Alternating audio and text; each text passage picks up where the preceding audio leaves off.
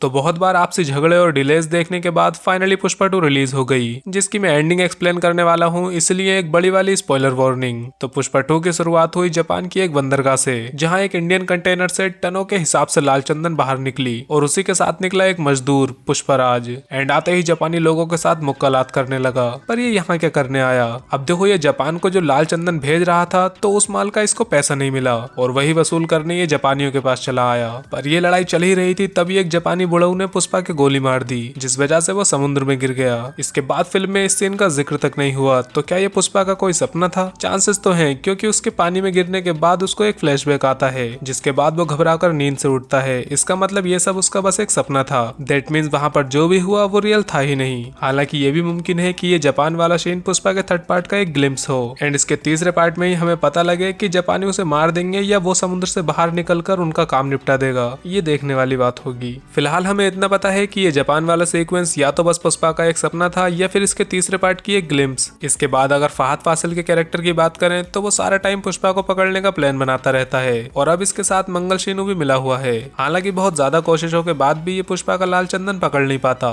एक बार तो ऐसा लगा जैसे पकड़ ही लिया, पर नहीं पकड़ पाया और न ही मंगल शीनू अपने साले का बदला ले पाया। इन दी एंड जब भंवर सिंह शेखावत पुष्पा का कुछ नहीं कर पाया तो वो डिसाइड करता है आग लगाने का उन लकड़ियों को जो उसने लाल चंदन समझकर पकड़ी थी और उनके साथ खुद भी वहीं जलकर मर जाता है अपने नाकामयाब होने की वजह से। अब हालांकि उसको आग में जलता हुआ दिखाया नहीं गया, बस वो जिस बिल्डिंग में था उसमें एक धमाका हुआ और वो कोलैप्स हो गई। अब लगा तो यही कि ये चोर पुलिस का खेल इसी के साथ खत्म हो गया, लेकिन पिक्चर की एंड में मैंने एक ऐसी डिटेल नोटिस की जिससे लगता है कि भंवर सिंह जिंदा बच गया, पर उसके बारे में अभी थोड़ी देर में बात करेंगे। फिलहाल हम बात करेंगे हामिद की, जिससे पुष्पा मिलने आया। दरअसल हुआ कुछ यूं कि पुष्पा मुरुगन को भी पार करके डायरेक्ट खुद डील करने आया है हामिद के साथ। पहले पुष्पा मुरुगन को माल बेचता था, लेकिन अब वो मुरुगन से माल खरीदता है। मतलब सभी डीलर्स जो भी लाल चंदन बेचते हैं उनसे सिर्फ पुष्पा ही माल खरीदता है, इसलिए वो हामिद के पास डायरेक्ट माल बेचने आया। लेकिन ये हामिद है कौन? तो हामिद दुबई का एक बहुत बड़ा रईस ज्यादा, मतलब एक बहुत ही पावरफुल बिजनेसमैन है, जो कि इनकी तरह ही लीगल बिजनेस करता होगा, तभी वो स्मगल की हुई लाल चंदन खरीद रहा है। अब पुष्पा स्पेशली हामिद के पास इसलिए आया ताकि ये लाल चंदन और भी ज्यादा रेट में बेच पाए एंड ये डील सक्सेसफुल हो भी गई। 1 टन माल 2.5 करोड़ रुपए में और टोटल माल है 2000 टन, यानी 5000 करोड़ रुपए की डील हुई इनकी। पर लाल चंदन तो जापान जाता था, उसका क्या हुआ?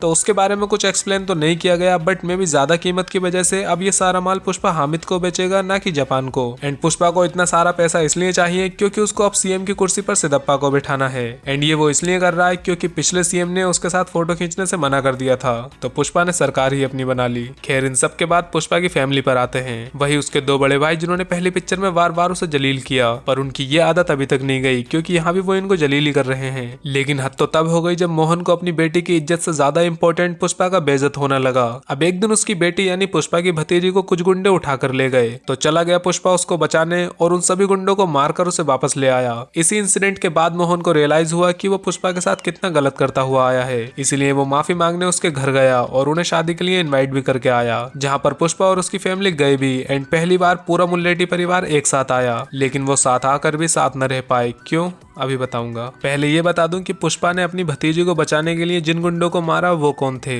तो सिदप्पा सीएम की कुर्सी मांगने पार्टी के स्टेट इंचार्ज वीर प्रताप रेड्डी के पास गया था। फिर पुष्पा ने प्रताप रेड्डी को 25 करोड़ रुपए भी दिए, तो उसने बना दिया सीएम सिदप्पा को। तो पुष्पा की भतीजी कावेरी को जिस गुंडे ने उठाया था वो वीर प्रताप रेड्डी का ही भतीजा था। और जब पुष्पा उन सबको मार रहा था तब प्रताप रेड्डी का छोटा भाई यानी कि उस गुंडे का बाप भी वहां पहुंच गया एंड पुष्पा ने उसके सामने ही उसके बेटे को मार दिया, जिस वजह से गुस्से में आकर उसने कावेरी के कनपटे पर गन रख दी। तो पुष्पा ने उसका भी गेम बजा दिया। मतलब वीर प्रताप रेड्डी के छोटे भाई और भतीजे दोनों को ही पुष्पा ने मार दिया, इसलिए अब वो भी पुष्पा का दुश्मन बन चुका है और अभी तक जो पॉलिटिकल पार्टी का सपोर्ट पुष्पा को मिल रहा था अब शायद वो भी नहीं मिलेगा। लेकिन अब सिदप्पा का क्या होगा? उसको तो सीएम पुष्पा ने बनाया, तो अब वो पुष्पा का साथ देगा या अपनी पार्टी का, वो तो अब अगले पार्ट में ही पता लगेगा। तो अब बात करते हैं मुल्लेटी परिवार के रियूनियन पे, जहाँ कावेरी की शादी पर सब एक हो चुके हैं, लेकिन तभी वहां पर होता है एक बॉम्ब ब्लास्ट, जिसमें कौन मरा और कौन बचा ये तो पता नहीं लगा, लेकिन ये बॉम्ब फोड़ा किसने उसकी कमर जरूर दिखा दी, जिसके कपड़े देखकर तो ऐसा लग रहा है जैसे ये बंदा दुबई का हो और दुबई से एक ही कैरेक्टर है जो है हामिद। लेकिन वो पुष्पा और उसकी फैमिली को क्यों मरवाएगा? वो तो खुद उसके साथ बिजनेस करता है और वैसे भी पूरी फैमिली को तो वही मारना चाहेगा जिससे पुष्पा की कुछ पर्सनल दुश्मनी होगी, जो कि ये भंवर सिंह शेखावत से। और अगर आपको याद हो तो वो लकड़ी के गोदाम में ही आग लगाकर मरा था, तो शायद वो किसी तरह से जिंदा बच गया हो, क्योंकि जब ये बंदा बटन दबा रहा है तब इसका हाथ देखो पूरी तरह से जला हुआ है, तो शायद ये भंवर सिंह महंगी है, लेकिन वो ऐसे कपड़े क्यों पहनेगा। इसलिए शायद ये बिल्कुल एक नया कैरेक्टर भी हो सकता है, जिस वजह से इन्होंने इसका फेस नहीं दिखाया। इन दी एंड मुझे लगा कि ये शायद जॉली रेड्डी को भूल ही गए, पर पिक्चर की एंड में बॉबी प्रताप रेड्डी के पास आ गया। फिर अगली फिल्म का टाइटल अनाउंस हुआ, जो है पुष्पा दी रैम्पेज। एंड मोस्ट प्रोबेबली इस मूवी में पुष्पा का मेन मकसद अपने परिवार का बदला लेना ही होगा। और जो शुरू में इन्होंने जापान का सीन दिखाया था, वो भी शायद पार्ट 3 का ही हो। खैर पार्ट 3 इन्होंने अनाउंस तो कर दिया, लेकिन वो भी हाल फिलहाल में तो नहीं आने वाला। अगर कम से कम 3 साल भी लें, तब भी पुष्पा दी रैम्पेज 2027 की एंड में रिलीज होगी। एनीवे, ये थी पुष्पा दी रूल की एंडिंग एक्सप्लेन। बाकी मैंने कॉप यूनिवर्स को भी एक्सप्लेन किया है, तो वो वीडियो सामने क्लिक करके देख लेना। बाय।